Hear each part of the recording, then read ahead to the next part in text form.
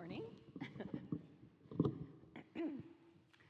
Have a little bit of a cold, so you'll have to, I'll try to sound loud, but, so, a couple of really important things happened in the last couple of weeks, and I have pictures. So the first picture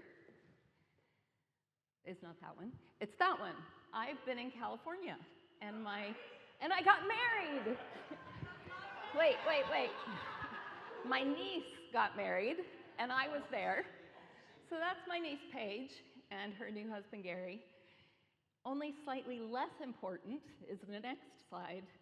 The Dodgers won the World Series while I was there in Game 7. I know that means absolutely nothing to most of you, but it was exciting. And in Game 7, it went 11 innings, and Rojas hit a home run to tie the game, and then Matt hit a home run to go ahead, and then it ended with a double play. And I realized, like I said, this means nothing to you, but that's the look on your faces is how I look when somebody tells me something like the something prop can put his head into the hooker. And I have and I think, oh, you think you're explaining rugby to me? No, you're not. So, Dodgers won the World Series. Second year in a row. So, there you go. It was very exciting. Hey, you don't know baseball. I'm going to just put this down. It's very pretty. Okay. That might not be the most important thing today, but we'll move on. We've been studying the book of James, and I'm going to back up a little bit to remind us what we have talked about and what leads into the teaching this morning, because we're going on to James 5, starting in verse 7. But in James chapter 4, remember there were no chapters and verses when this was written. It was a letter to the churches, to the scattered people. And so when in chapter 4, James says, now listen, it's part of an instruction that goes on. So he's coming to the end of his letter, and do you ever write an email and you've constructed it really well, and then you get to the end and you think, oh yeah, and you want to add in things, oh yeah, this, and oh yeah, this, and you just don't have time to kind of make it all pretty. You just add all the things, and I think this is what's happening to James. He has a lot to say still, but he's already said a lot. So he says, now listen, in chapter 4, you who make plans, Molly talked about this a couple weeks ago. You who make plans, remember that you are mortal, essentially. We make our plans, but the Lord directs our days. Don't forget that you are mortal, and we say, the Lord wills. If the Lord wills it, I will do this. In Ireland, we say, please God, I will do this. If you're from Ohio, like my dad, you say, the Lord willing and the creek don't rise. Our plans will go ahead. In James chapter 5, he says it again, now listen. And Betty talked about this last week. Listen, you who make plans. You who put your confidence in wealth. Not just the super mega wealthy, but all of us who really by world standards are fairly wealthy. You have a home and a bed. You probably aren't wondering if you will have food tomorrow or today. Don't be envious of the wealthy, James says. Be careful, those of you who make your own plans. He says it's time to be repentant.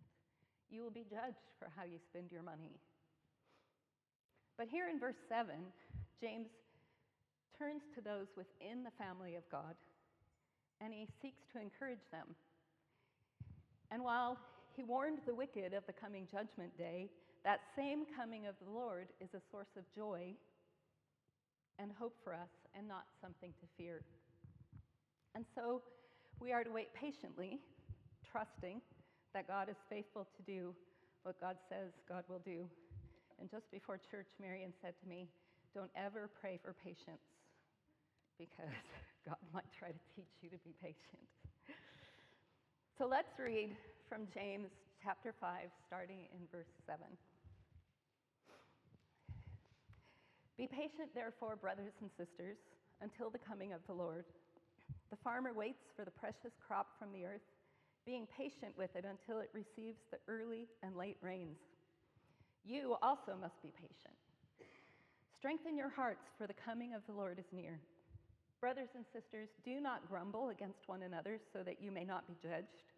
See, the judge is standing at the doors. As an example of suffering and patience, brothers and sisters, take the prophets who spoke in the name of the Lord. Indeed, we call blessed those who showed endurance. You have heard of the endurance of Job and have seen the outcome that the Lord brought about, for the Lord is compassionate and merciful. Above all, brothers and sisters, do not swear, either by heaven or by earth or under oath, but let your yes be yes and your no be no, so that you may not fall under condemnation. I'm going to pray. Lord, we ask that your Spirit would be teaching us, that your Spirit would speak through me, and that your message would reach the ears of those who need to hear. We thank you that you desire to give us hope, because the hope is real. Amen. So my Bible has a heading right before verse 7, and it says, "Be patient when you suffer." And for many of us, this does not sound like encouragement. James tells them to be patient, strengthen your hearts, for the coming of the Lord is near. And James is writing to these 12 tribes that are scattered among the nations, and the people here are struggling. It would be easier for those under the control of Rome if Christians didn't exist. And they are being persecuted. They're experiencing economic persecution, relational persecution. They're in poverty. Their family structures and social structures that supported them abandoned them when they came to Christ. And so they are struggling. They are suffering.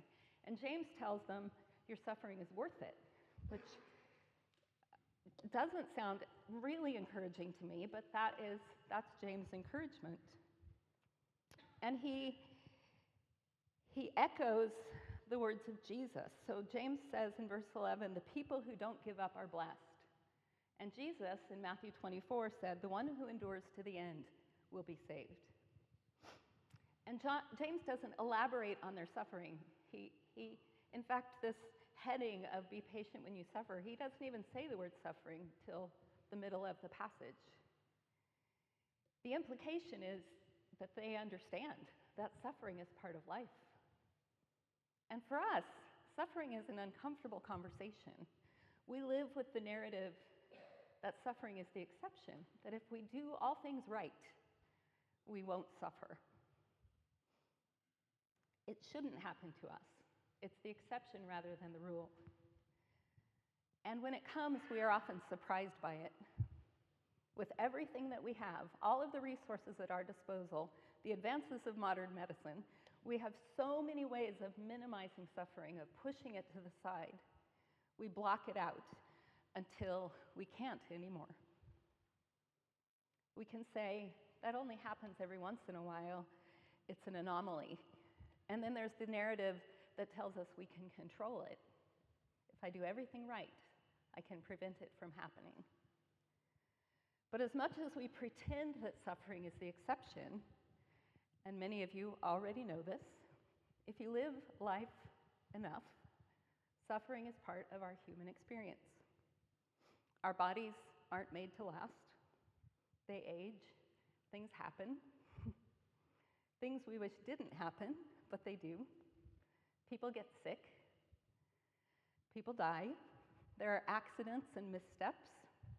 Relationships fracture. Opportunities are lost. Sometimes unscrupulous people cause us harm. And sometimes they're not unscrupulous, they're reckless. And when these things happen, we find ourselves in situations that we really don't want to have to deal with. For many people, and often for new Christians, when they decide to follow Jesus and continue to experience suffering, they think, what happened? I thought if I followed Jesus, everything would be good. That can be a very faith-shaking experience. For the people James is writing to, suffering is part of their everyday. So he doesn't have to go into that with them. They experienced persecution for the faith that they had. And because suffering was their norm, when they read this passage, what they experience is hope. Hope is embedded in the message. The coming of the Lord is near. Suffering is not the end. What we need to know is that Jesus never promised that we wouldn't suffer. In fact, when Jesus talks about suffering, he generally says when you suffer. In John 16, he says, I have said this to you so that in me you may have peace. In the world you will face persecution, or in some translations it says, in this world you will have trouble. But be of good cheer, I have overcome the world. And James echoes that in the very beginning of this book when he says, my brothers and sisters, whenever you face various trials, consider it all joy. You know that the testing of your faith produces endurance, and let endurance complete its work, so that you will be complete and whole and lacking nothing. That is the promise. In Revelations chapter 2, we read the letter of Christ to Smyrna. And John records it there, and it says, to the angel of the church in Smyrna write, these are the words of the first and the last, who was dead and came to life. I know your affliction and your poverty, even though you are rich. So when he talks about poverty, he's obviously talking about something other than money or wealth, because you are rich. Do not fear what you are about to suffer. Be faithful until death, and I will give you a crown of life. Jesus reminds the church at Smyrna of two very important things. The first is that he is the God outside of time. He says, these are the words of the first and the last, who was dead and came to life. Jesus, the first and the last, as part of the Godhead from the beginning. In the middle of the story, Jesus comes to earth, dies, rises again. He conquers death, and Jesus will also be the last. The timeline is vast. It is all of eternity.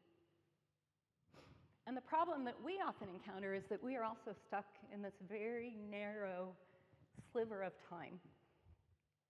And we are focused on the problems that we face right now. And it has to be that way because that's how we live our daily lives, is addressing our own problems. But the perspective shift that James wants people to see is that these current sufferings are one tiny piece of a vast timeline of eternity. It's not the whole picture. It is real, what we are experiencing. It is significant in the moment, but God is always doing something much bigger, and we don't have to be afraid. And the second thing that Jesus tells them is that he sees them. He sees their suffering. I know your affliction. They are not alone, and the Lord is coming. James goes on to give this example. The farmer waits for the precious crop from the earth, being patient until it receives the early and late rains. You must also be patient, James says. Now, I've spoken before of my grandpa, who was a farmer, and from him I inherited a love of growing things. I have a very hard time letting something die if there is life in it, and I'm pretty sure I can bring it back to life. And often I can. Yay me. But there is a period of a time between planting a seed and having a harvest where the farmer is ultimately out of control of the outcome. And James readers know this well. Here he offers this metaphor that helps them understand what it looks like to be patient as they wait. And just like the farmer has to wait for the crop to bear fruit, and in the process waits and trusts for the rains to come, but not too many rain, not too much rain. You want sunshine, but you don't want it to be scorched. You have no control over some of these things. So we wait for the return of the Lord. It's a mindset shift. We are thinking in terms of eternity. the kingdom of God that was and is and forever will be. We know that God wins in that scenario. We are connected to the long story of God. Whatever comes, whatever reality we encounter, the hope of Jesus is so much bigger. James points out two examples of those who waited well, the prophets and Job. In Hebrews 11, we read about the pillars of faith, and he lists quite a few of them. And then he says, "What more shall I say? For time would fail me to tell of the prophets who through faith conquered kingdoms, enforced justice, obtained promises, stopped the mouths of lions, quenched the power of fire, escaped the edge of the sword, were made strong out of weakness, became mighty in war, put foreign armies to flight." The list is long and includes more than just men. It also includes women like Hannah and Anna and Deborah and Tamar. And then it says the prophets and others had not received the things they promised. So they lived this whole life believing the promise, seeing it in the distance in this long line of eternity. But they did not receive the things they had promised. They saw them and greeted them from afar. They lived faithful and steadfast lives, believing God would eventually do what God has promised to do. We have a God whose purposes will never be thwarted and who is abundantly compassionate and merciful. So many of the prophets spoke hard truths to power. They put their lives on the line. God asked them to do crazy things, some of them. Their lives were very hard. But they spoke in the name of the Lord anyway, and we can look to them, as James tells us, as examples of suffering and patience and faith. We consider blessed those who have persevered. These are the people that we look at as examples. We are impressed by them. We don't necessarily want to be them because their lives are hard. But what they show us is that we can trust that the Lord is full of compassion and mercy. We suffer not as people with no hope. We have hope in Jesus who sees where we are and is moving us toward tomorrow. And in this, there is redemption. I grew up in California, and I want to say oldest friend, but she's not the oldest. She's my longest term friend is a person I call my first friend, Beth, because I have more than one. Friend Beth. And she is 7 months younger than me. So in my lifetime, I have known her except for those 7 months before she was born. And her mom was a woman named Jean. And Jean was artistic. She was wise. She had a sense of humor. She could embarrass her kids in wonderful ways, like making a loaf of bread and dyeing it green for St. Patrick's Day and sending them to school with a green sandwich. Or they moved into a new house and found this little statue of St. Francis. And she painted the eyes this glow-in-the-dark color, and she would hide it places so that, like, they'd open a cupboard and there's Francis with his eyes. And I loved her. She was amazing. She was kind. She was resilient. She was also unwell, which I didn't really know as a kid. And as we got older, I was aware that she would have surgeries and things, and she was in chronic pain, but she was always gracious. She was always patient. During those years, they also served as missionaries. Her husband would take a sabbatical. He was a physical therapist and a college professor, and they would go for a year or 2 years to Alaska or Colombia. And later, one of my cousins went on a mission trip to Ecuador, and she wrote him a letter. And when Jean died, he took an excerpt from this letter and sent it to us. And this is what it said. Jean wrote this: "I am convinced that standing between us and our eternal rest, there are many hard things. But it is these things that make us grow, and our vessels to make us what Jesus would have us be. Today, we need to say thank you for taking the time, Jesus, out of love, to design my path in such a way as to get me where you want me, so that when I arrive, I am what you would have me to be." Jean died in 1996, I think. She had in her lifetime more than 30 surgeries. She died at the Mayo Clinic after another major surgery. But she would say that nothing is wasted in God's economy, even our pain and our struggles. God meets us there. And as Jean said, it is these things that make us grow and our vessels to make us what Jesus would have us be. James tells us to be patient. Now, our culture has tried to eliminate the need for patience. We can order our groceries online, we can have them delivered, or we can just pull up to the shop and have them put them in our car. We can get things shipped to us in a day. We can access any information in a second. I remember a line from a movie. It was Postcards from the Edge, and the mom says to the daughter, "You always want instant gratification." And she said, "Instant gratification takes too long." That stuck with me. So what does it look like to patiently wait for the return of Christ? How can we live our lives marked by the fruit of patience? James tells us in verse 8 that we, like the farmer, are to be patient and strengthen your hearts. But waiting isn't stagnant. The farmer doesn't just put the seeds in and go have a cup of tea for 6 months or 4 months or however long his crop is going to take. That's a long cup of tea. James' readers lived lives that exemplified the justice, mercy, goodness, and compassion of God, and we are to do that as well. Waiting won't come without trials and suffering. James tells us to strengthen our hearts. Peter tells us to prepare our minds for action. Paul tells us to stand firm with Christ so that we can stand against anything the devil throws at us. We actively live out our faith, as James has been calling us to do all along. And while we wait, we demonstrate the kingdom and character of God. We do that on earth as it is in heaven. We faithfully do the work and remain steadfast because we know that God is faithful. And suffering isn't the end. Above all, James starts the next verse.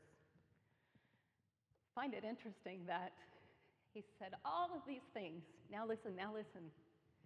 And here we go. Above all, above everything else, all of it culminates in this next thing that James is going to say. And he says, let your yes be yes and your no be no. We are to trust God, to be patient and steadfast, to wait for God, but above all, we are to be people of integrity. We should be such people of integrity that others know that our yes is yes and our no is no. There is grace for change as we mature and grow. And we learned in chapter 4 that our plans and promises always fall under the "if the Lord wills" category. It's interesting, this yes be yes and no be no, because of the song we sang, "Come thou fount of every blessing." So my grandfather and great-grandfather, they were Quakers, and Quakers, refused to take oaths. And my grandpa wouldn't sing part of that song, my great-grandpa, where it says, "Prone to wander, Lord, I feel it." And he wouldn't sing that because he had committed to God. He'd said yes, so he was not prone to wander. He was not going to wander.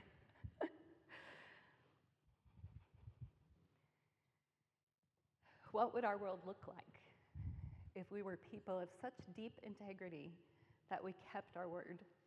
What if the church was known as the most honest, reliable group on earth? What would our homes and relationships look like if we were so full of integrity that we really could be taken at our word regardless of circumstance? What a difference that would make in the world. Our hope is in the goodness of God and the promise that the Lord is coming.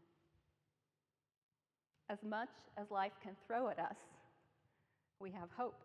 And above all, we are to be people of integrity. We are a multi-generational church. And